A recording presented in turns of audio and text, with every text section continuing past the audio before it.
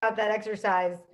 Oh, great. Claire's back. I got to give my quiz, Claire. So it was perfect timing. Oh my goodness. I just sent you an email. Oh, I'm seeing this so funny. Oh my God, those guys aren't keepers. Jesus, yikes, wow. Okay, so I definitely missed stuff.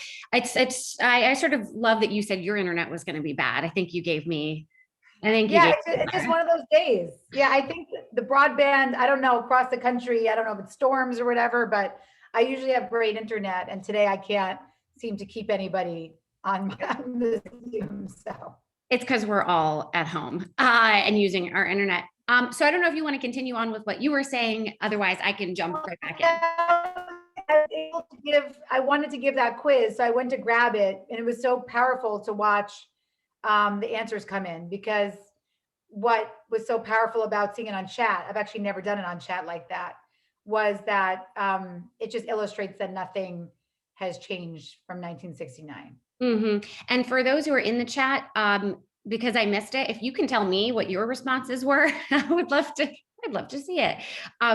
Okay, so you're doing, all right, so you're collecting this data, you're realizing this is bigger than you. There's a lot of stuff here, a lot of things that people need help with.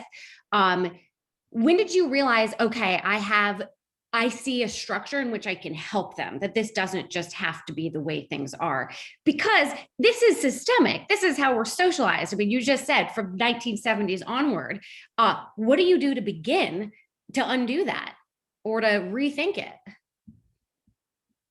Well, thank you, because I think some of the questions that we received in advance were about that, right? Sort of how do you, the personal is political, but actually the political is personal too. And so I genuinely believe that you can have agency in your own life while also fighting systemic failures and barriers. And that's similar to the Ladies Get Paid framework, right? You give actionable advice how to make things better for women, but while also having the best appendix I've ever seen, actually. Oh, it's much better in the I love the paperback. appendix. Oh my gosh, it's improved in paperback. Everything else gets better in the paperback, I feel like. But I loved it so much I have the hard copy. And so what I'll say about the personal being political is that one of the most important things that I started to write down now, and over the 1,000 people I've spoken to, Claire, was CIYOO. I'm very analog, as I told you before. I do things in Moleskines, a lot of data gathering in Moleskines. And what kept happening was I was putting different codes for patterns I was seeing. And CIYOO came up a lot, which is the term complicit in your own oppression. Mm-hmm.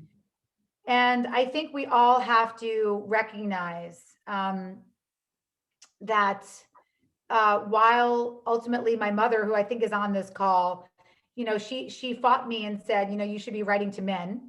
You should be writing to the people who are, especially hetero cisgender white men, because those are the ones who keep me up at night. 70% of the 1% of men who make our policy decisions in government and in the corporate workplace have the most traditional family structure imaginable, stay-at-home wives. And that's what keeps me up at night. So my mother used to say, why are you not talking to them? And I said, well, actually, we've been conditioned. And so I appreciate you all being here. We're unconditioning ourselves in 45 minutes, but it took me 9 years. And part of it was the core finding of fair play, Claire, which was that because this affects your arguments, right? This affects why our work is so synergistic. The fact that we treat, and I talk about this a lot, right? We treat men's time like it's finite. Mm-hmm. And we guard it as a society like it's diamonds. And we view women like it's sand. That is the core finding of my research. And it may sound like nothing to do with who does the dishes, but it was everything. Because we know women's time is not valued in the workplace. You talk about this in your book. We have pay equity problems. If women enter a male profession, the salaries go down. Yep. But what I was not prepared for was how women were devaluing their own time when I asked them the question, why are you the ones making the smoothies? Why are you the one picking up the pediatrician's call or the school nurse call when your child's sick? And so Claire, I just want to break that down into 3 frameworks that we have to get rid of. I want to burn them. I call them toxic time messages. Number 1 was, I do all the extra invisible labor because my husband makes more money than me. Or my partner makes more money than me. We'll talk about how this applied to non-hetero cisgender couples. But right now I'm centering the problem, which is these horrific gender norms. And so that was a real problem, Claire. The other problem is a cousin to that was my job is more flexible. Well, often we actually get into flexibility because we are doing the invisible work. It's the opposite. And actually men make more money than women. So if I use that argument, I make less money in philanthropy than my husband makes in private equity. So would that mean I'm relegated to doing all the invisible work for my home for the rest of my life because I make more money? I mean, I make less money. It's a losing argument for women. So we need to burn it. Time is not money. Second argument was I'm wired differently. My partner is better at focusing on one task at a time. I'm a better multitasker. We wear multitasking as a badge. For that one, Claire, I went to one of the top neuroscientists in America who said to me when I said, are women better multitaskers? He laughed and said, no, there's no gender difference in the brain for multitasking. But more importantly, are you really going to debunk this, Eve? And I said, yes, I'm trying to debunk this. That's what my book's about. He's like, well, we've imagine, Eve, that we men have convinced you women that you're better at wiping asses and doing dishes. Like, that's great for my tenure. That's great for I don't know if I want my wife knowing she's not a better ass wiper and dishes doer. Claire, I cried that day. I cried in his office because that was my toxic time message. I took pride, just like I did for my mother, in doing all this extra work and perfectly. The perfectly wrapped gifts, the perfectly washed bottles, the Secret Santa, whatever it was, right? So that was a day that was really hard for me, really, really hard for me. I had to journal about it and sit with that unraveling of the conditioning. And finally, the last one two more. The last one I'll say that was most popular was, in the time it takes me to tell him, her, they what to do, I should just do it myself. That devalues all your future time, as all the behavioral economists will tell you. You don't want to devalue your future time, as Claire here will tell you. The present value of your time is very important. You don't want to discount your future time. When you say you're going to do it yourself, when you wipe those asses and do those dishes over and over again, you do not have a partner in that. It's at the expense of your finite time. Last, we're both 2 colorectal surgeons, but my husband is better at focusing on one task at a time. I can find the time. I guess the one thing to take away today is that there's no way to find time. We're not Albert Einstein. We can't fuck with the space-time continuum. There's just different time choice over how women are expected to use their time. And that's the fundamental unfairness. When till midnight, Claire, I was doing invisible work for my family, where my husband got 4 hours after our kids went to bed to check PowerPoint, finish his documentary that he was watching and work out. That fundamental unfairness every single day was exponentially growing to a place where I wanted to leave my marriage. Question here, and this kind of, I think, goes off of sort of what you said about, well, the time that it would take to tell this person I could have just done it. This is about standards. I'm sure you get asked this question all the time. Quote, he won't do it to my standard, so I might as well do it myself. What say you? Well, basically that was the most popular answer for keeping, again, us in this dynamic. That's in the time it takes me to tell him, her, they what to do, I should do it myself, because our standards are different and they'll never get up to my standard. So let me explain to you how fair play works, because this deals with the standards issue. Fair play is a system, not a list. I started with a list, like every type A woman. This started with the should I do spreadsheet, 2,000 items of invisible work that I crowdsourced over 9 months, that I finally sent to Seth one day, and I got a monkey emoji with its eyes covered. I didn't even get the courtesy of the 3 monkey trio, right? That was a day I learned that the should I do spreadsheet, even though it was the best thing I ever did for myself in terms of my own sanity, was very unhelpful because lists alone don't work. And lists alone are going to keep us in these crazy standards fights. So what works? Systems. So I'll explain to you. In the workplace, who is more likely to do a good job on the presentation? The person who is set up to say, you are in charge of the full presentation for the client. I'm here for you. I'll give you what the tools you need. Or the person who gets pulled in at the last minute the night before and says, hey, can you just help us with this? Things are getting really backed up and we just need you to take your eyes off PowerPoint, right? So it doesn't work anywhere to be pulled in just for execution. And so what Fair Play was looking at was that if you don't have the full ownership mindset, so Apple calls it the directly responsible individual, Netflix culture is taught everywhere. It's based on this exact principle of something called the rare responsible person, Claire, where you get context, not control. Netflix's entire management strategy is to give people context, not control. Well, I'm here to tell you that the home is all control, no context. So if you are used to bringing the perfectly wrapped gift to the birthday party, and you just say one day, oh, I needed to have you take care of the gift, and you end up, as I've done in the past, with a wine, a bottle of wine for like a 16-year-old, right? Who's thrilled. And I say, oh shit, this is my client. I asked you to hand a damn gift. This is a sweet 16. You're bringing a Moet champagne. Like, you'll never do anything again, right? There's no context for that request. A man in White Plains, New York, Claire, a very powerful CEO, told me his divorce ended over a glue stick. So we can unpack that forever, because I can tell you what happened with the homework project that took 3 weeks for his partner to do. And he was just asked for the glue stick and he couldn't bring it home, right? The problem there is that that's what I call in Fair Play, the random assignment of a task, or the rat fuck. And again, I apologize for cursing a lot. That's just part of what I do. But, it's part of my anger and trying to cope with all these issues. But when you give somebody a rat, no one's going to want to live in that house if your home becomes infested in rats.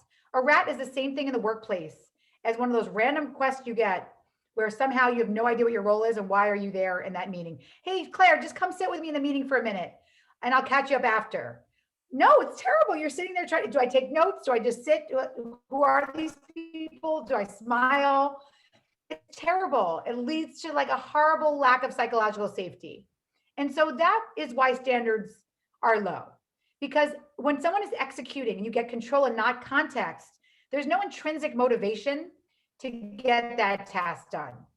And on top of it, you don't even have to remember because your partner is going to remind you. And that's terrible for women because the number one thing women said to me they hated about home life in hetero cisgender identified couples was they couldn't turn their mind off, Claire. The number one thing men told me that they hated about home life was that they couldn't get anything right. So when you start to hand over full ownership for a task, and that's what Fair Play is about. It's about giving you that framework to do that. Standards automatically go up because ownership equates to intrinsic motivation, which then equates to increased performance standards. And it happens the same way in the workplace. It happens the same way in the home. This is a question. You saw the question because I sent it to you, but I'm reading Fair Play right now and I love the book. I can't wait to play the game with my husband, but I'm having a hard time explaining to him why we need to rebalance the deck because he is the main breadwinner in our family and because I'm earning much less than him. So I'm wondering, how can I get him to the table? So I know you addressed that a little bit more about this sort of the fallacy mindset of, well, he's carrying the weight in terms of money, so I need to carry the weight in terms of more of my time. How do you get buy-in though? And I think this is good for people at work too, right? Like I'm assuming you don't just say, no, screw you, you have to do this, or you have to stop doing this. Like, if there's context, I would say you would need to present in order to get them to understand. Like, how do you do that at home, 100%. and how do you do that at work?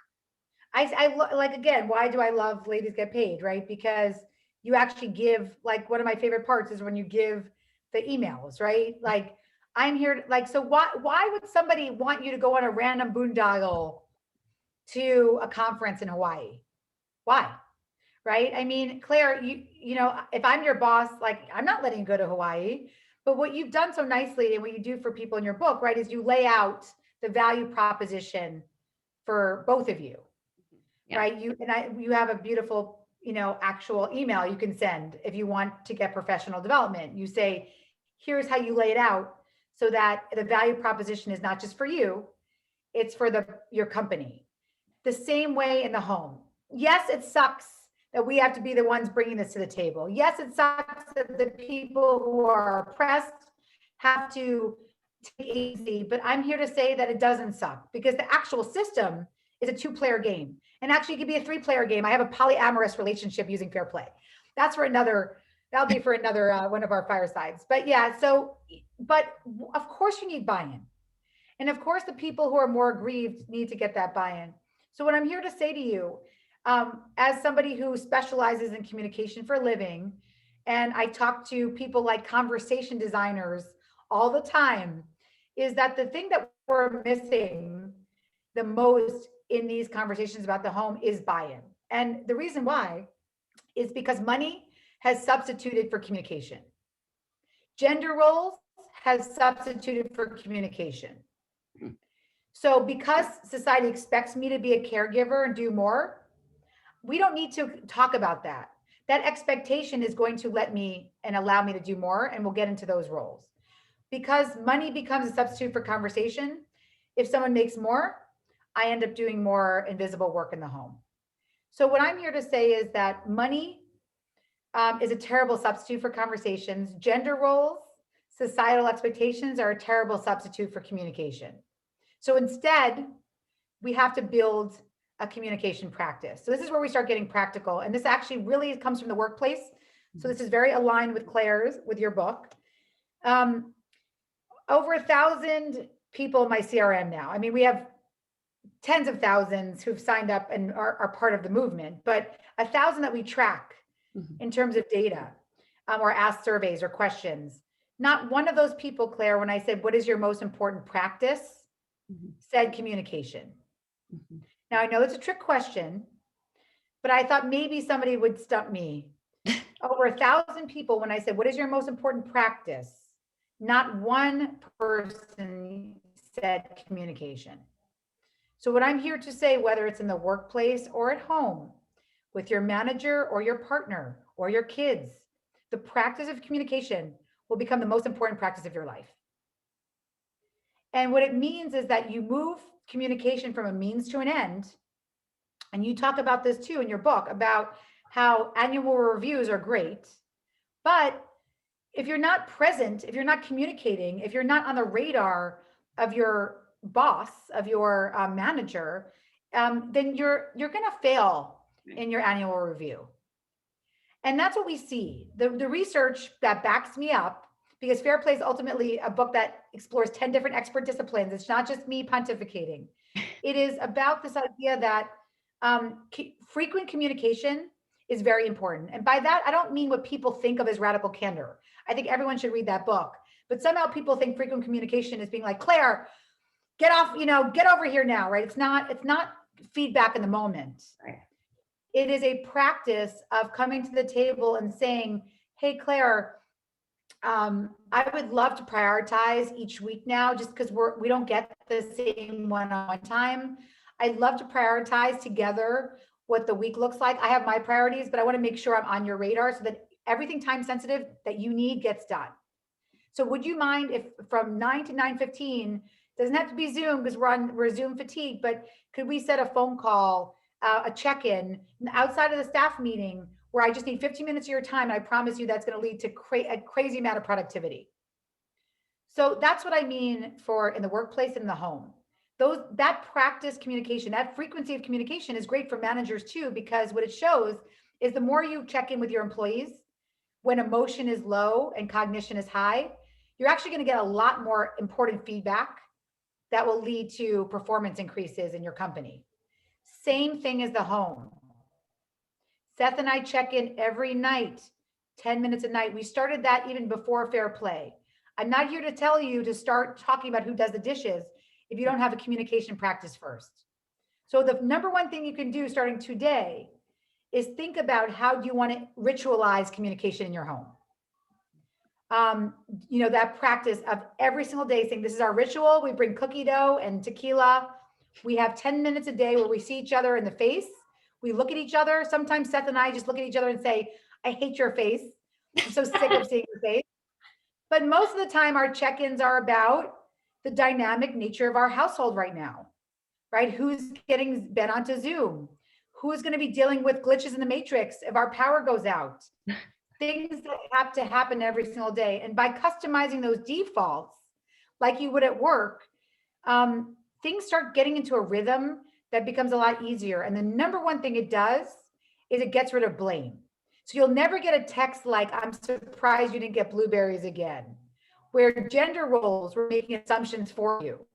Instead, you'll get, you're the grocery card holder. So Eve, would you mind putting blueberries on the list? And that's a huge difference in how people communicate in their home. Also, for everybody, there's things called there's a thing called money dates that one of our previous instructors talked about, which is creating rituals around revisiting your statements and your goals and your values around money, both with yourself, but also having the money date with your partner. Question from somebody who's more junior. She said, how do you, quote, play fair in the workplace when you are shy, when you are a woman, junior, and shy? So maybe somebody who's experiencing a lot of that, shouldering a lot of that invisible labor and having her boundaries pushed. And, how does she stand up for herself? Well, thank you for asking that question, because the first thing to know is it's not a you problem.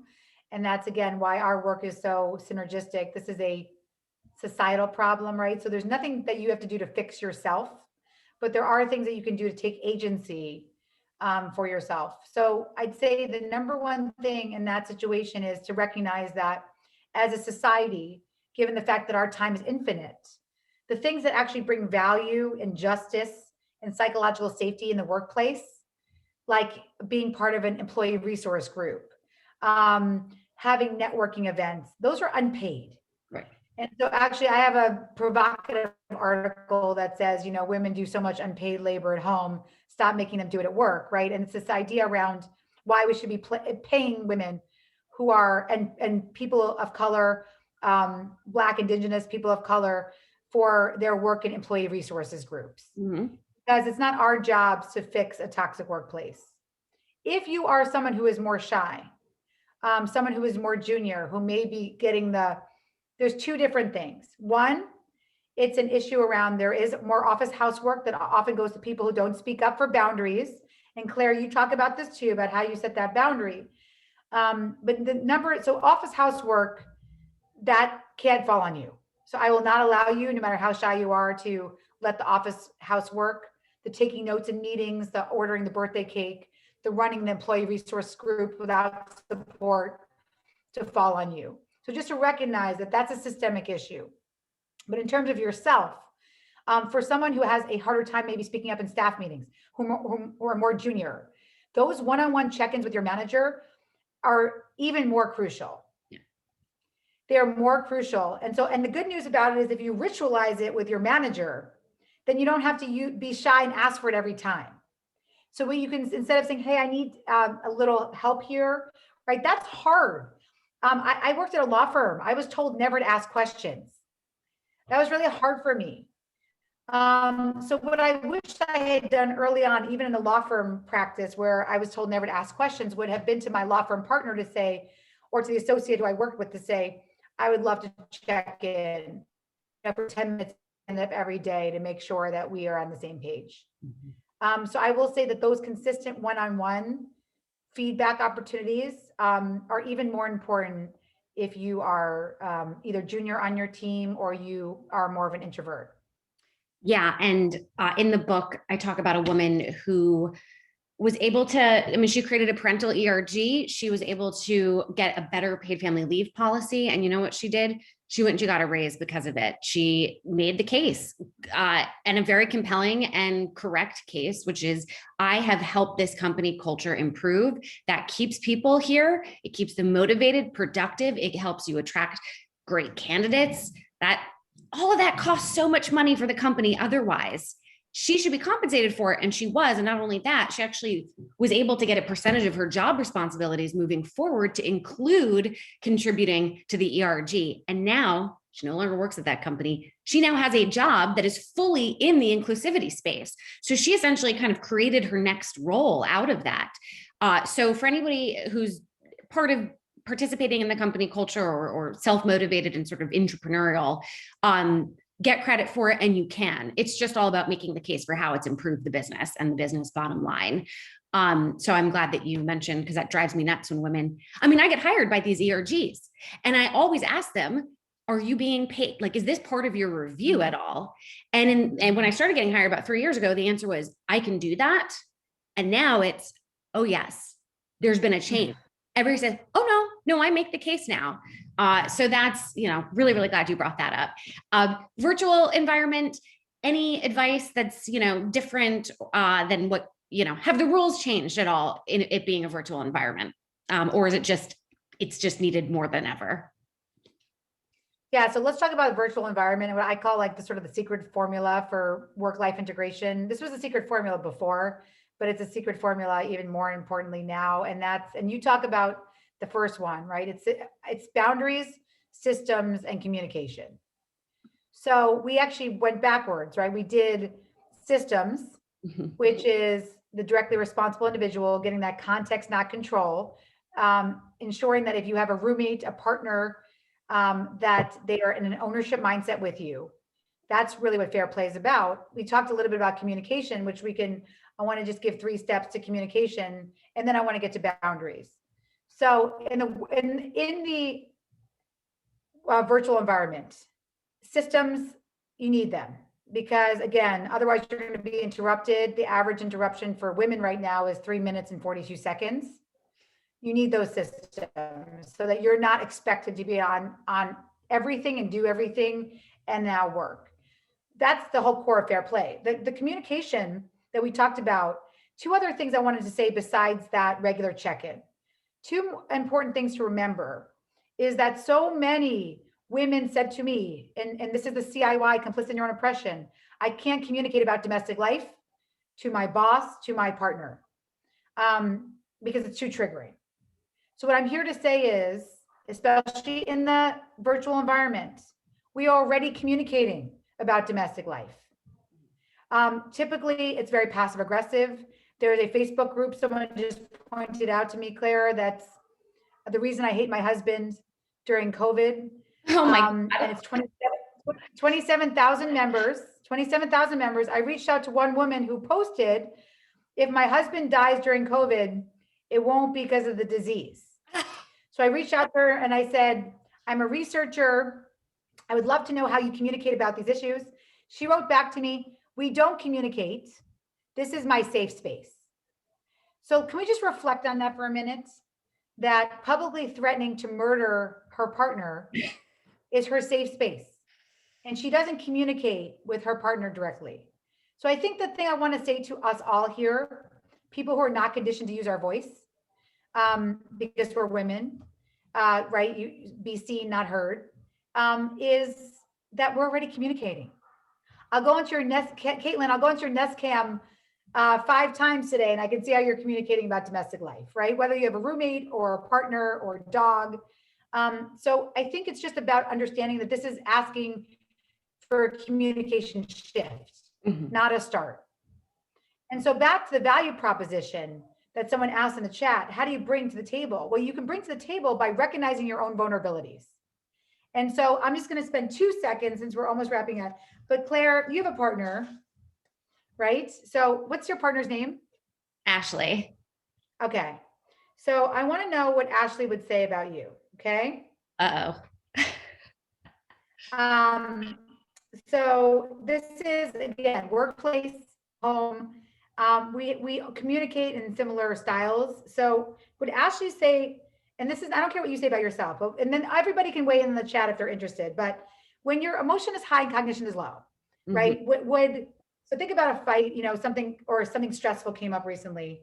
Would she say that, or would Ashley say that you're long-winded, that you're talking, no one's listening, that you like to use sharp commands, that your drill sergeant delivery isn't popular always with the troops, that your vulnerability is bad timing, that you often drop grievances and requests for help into the conversation in opportune moments, that you are a toxic word choice person, a verbal assassin. My friend Claudia admitted to this. She says really kindly to her partner, did you expect to be the worst father that's ever existed? Like, was that something that you knew was going to happen? Because it's happened. All or nothing. You never replace the toilet paper roll. You always make me respond to the email from our partner. Dredging up the past or boiling over. So dredging up the past is this is just like the last time you forgot to, or boiling over is I wasn't going to say anything. I try to avoid this conversation. I really try to avoid this conversation, but now I'm really pissed. Yeah, probably the last one. But it's interesting. I didn't recognize myself in any of them, which I think goes to show that oftentimes we're too close to ourselves. And we also maybe don't want to admit any of that. So I thought, oh no, I don't, maybe a combination. I don't think so. I'm also in a same-sex relationship. And I know that I've seen a little bit of, and you mentioned this at the beginning, what you wrote needs to be for heterosexual couples because it is the power gender dynamic between men and women that is the problem. But I was curious. It was something I was going to ask you offline of, does it extend to same sex? I do feel like this relationship is different from when I was married to a man, but yeah, it is, to my point of we're too close to ourselves. I want you have to ask Ashley what she would say. I'd be very curious, but I know that Seth calls me nails on the chalkboard, right? So my tone is terrible. And my kids know my tone is terrible. And they often now say to me, emotion is high, cognition is low, Mom. So you're going to want to come back and talk to me at a different time, right? Yes. Yeah. I curse a lot, as you've seen, right? So I think what I would say about communication, obviously the practice, the check-in, but if you can recognize your vulnerability in yourself, if one of those, comes up, if you're boiling over, if you're a bad timing, if you or someone who uses a terrible tone, those are also things from a workplace perspective you should think about, right? So that would happen to me and my colleague. I would just snap, I told you to do that, right? I saw myself in those vulnerabilities. Yeah. And often it's happening when I'm giving. The number one thing we can leave with today, it happens when you're giving feedback at the moment. And so that's why I want to bring that up, because we are talking about home and work here. Feedback in the moment is toxic at home. And this is something that 100% is important to same-sex cisgender women, because I have a lot of cisgender identified lesbian couples in my data set, and feedback in the moment is still a big thing, how you communicate. There's also a lot of a different type of inefficiency, which I saw, which was because you'd both been conditioned for both to be, perfect in the workplace and perfect at home, as you talk about in your book. You end up with intensive togetherness. So everyone's always doing everything. I always say to my friends who are, again, in same-sex female couples, why are you both at Costco together again? Why are you both at the playground together again? Yeah. Because you're both going to go to Costco and then you're going to bring home the expensive buffalo wing tray and you're going to forget the diapers. How do you know us? Do more things. How did you know? More things alone. Yeah. But it just became because, I overrepresented in terms of, and again, I just started interviewing trans families, which has been so interesting. But in terms of lesbian and gay families, I have over-indexed. And so what's been fascinating is to hear, especially for my cisgender men who are in same-sex couples, they say that so many people say to them, who's the man and who's the woman? Right. And they're saying to me, I don't want to be in your stupid gender boxes. Learn from us. Yeah. We're having conversations about who's the genetic material of our kids. Right. And you're telling me you can't have a conversation about bringing home the right type of mustard? What's wrong with you people? And so I think that's why I say I think the problem centering hetero cisgender is important because that's where we are today. That's where the problem lies. But we can learn so much from the changing family. And so that's why I think it's really important. I use him and her pronouns a lot, but not because I don't think it's important to center the changing family. It's because I want those horrific gender norms to disappear. And so that's why it's important to call them out. Are you feeling optimistic? And let me rephrase it. Were you feeling optimistic before COVID? And do you feel like progress, it's been evaporated, or it's just now even clearer how badly we need this? And that's sort of a good thing, because you can't deny it anymore. Oh my God. I mean, I'm so optimistic. Are you kidding? Okay. I feel so optimistic. I really do. I think, and I spoke about this in Davos a year ago when I got to speak to mostly men with stay-at-home wives who said, what would your world look like? And I kept saying, my world, you would be the BBC dad. You'd be locked in your house with your kids interrupting you. And you would be embarrassed that you're being interrupted, and you'd be parenting out loud. So what I will say is that, I sort of cursed them, right? My dream came true. But visibility equals value. So we're at step one. And I think, again, why I love your work so much, it's the next step that's the harder one, right? So we try, we're doing a good job to call out these systemic inequities. But how do you actually move to progress? Well, I actually really, truly believe it starts in the home. I truly believe it starts in the home because what the number one thing we found now, and I'm on the advisory board of something called Better Life Lab at New America. They just did a big study that shows the difference in between men being fair partners in the home and not, is them actually doing the work. So I want to start a campaign that's called like Just Fucking Do It, right? But I think what it comes down to is we've taught girls to code, we've gotten there, but we've never taught boys to care. Over half of the hetero cisgender identified men in my big survey said they would not give their son a doll. So we are still very far from that type of understanding that caregiving should be normalized. Parenting out loud is important, and actually men want to do it. So that is why I feel optimistic. I think the ideal worker structure, and you talk about this, Claire, right, works for nobody. And so how do we integrate life is going to be the big question of the 21st century.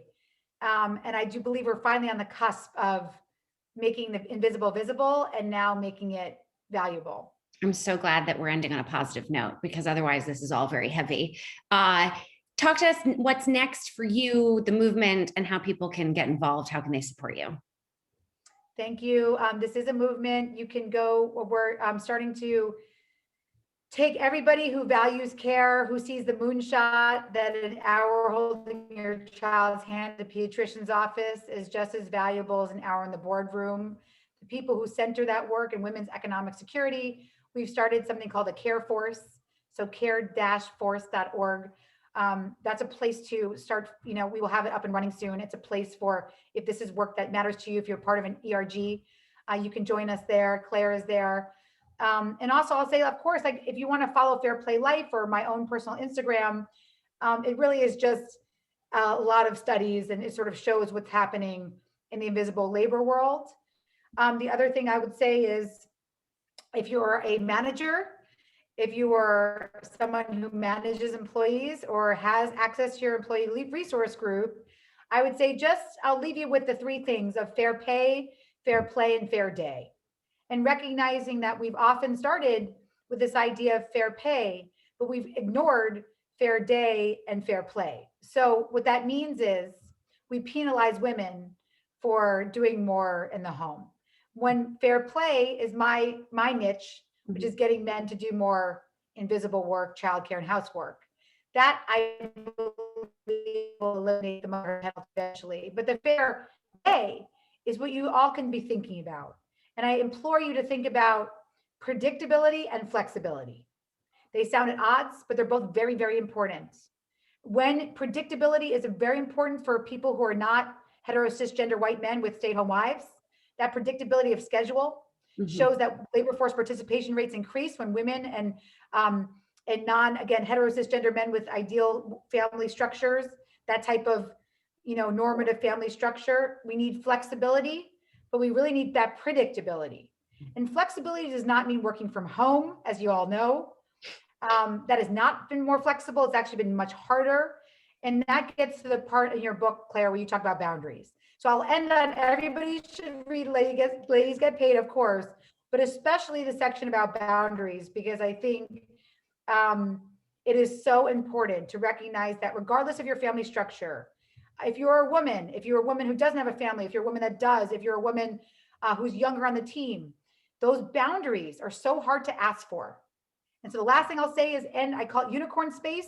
If you have an active pursuit, grab a spiritual friend. It is much easier to ask for boundaries by saying, I have a mixology class at 6 p.m. I'm happy to show you guys at our Friday staff meeting how to mix a perfect whiskey sour, as my friend Keisha did, as opposed to saying, I need to get off this call to go watch Netflix.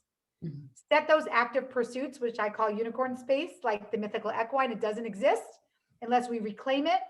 And then believe that you have that permission to be unavailable to take it. So we got to the magic formula. We got to boundaries, systems, and communication. I love this. I adore you. Thank you. I have never interviewed somebody who has mentioned my book more than I have. So let this all be a lesson to everybody here. Shine Theory. This is so great. Again, you're very generous with your time, and I'm sure you're going to get emails afterwards. And I know I will of, oh my God, I've been waiting for this. I've been waiting for somebody to articulate everything I've been feeling and struggling with. And for those of you on here, we're going to be sending out a recording, if not today, tomorrow. I'm not going to do my reading today because my internet, I keep getting internet unstable. The fact that you were able to run this while I was gone and it was helpful to people and I could jump back in and see some of those holy shit, wow, yikes in the chat. Now, I'm so curious what went on. So everybody, I'll be sending you this recording, but on YouTube, on our YouTube channel, there's recordings of me reading and you can watch that if you would like. Thank you, Eve. Thank you, everybody. Happy almost Friday. Thank God. And stay well. Yes. Bye. Thank you so much. Thank you for being on this journey with us. All right. Oh, wait, hold on just 1 second. Everybody here, hold on. We're going to be announcing Equal Pay Day Summit that's happening on March 24th. And Eve's actually going to be running a 30-minute workshop that's taking a lot of this conversation and giving you very specific, actionable next steps. So if you enjoyed this, come to that. It's free, so you have no excuses, and you'll be getting an email from us, if not tomorrow, on Monday. Now I'm going to let you go. Amazing. Thank you. All right. Bye, everybody. Bye, everyone.